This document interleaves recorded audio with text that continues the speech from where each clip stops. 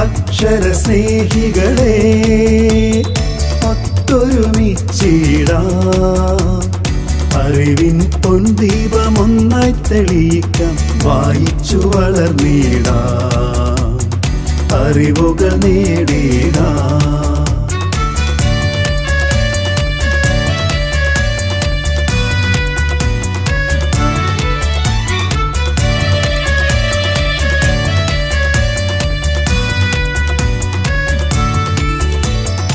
അറിവുകൾ നേടാൻ വായിച്ചു വളരാൻ സനാതനധർമ്മം വായനശാല പടുത്തുയർത്തിയിലേ, ജന്മനാട്ടിൽ പടുത്തുയർത്തിയിലേ.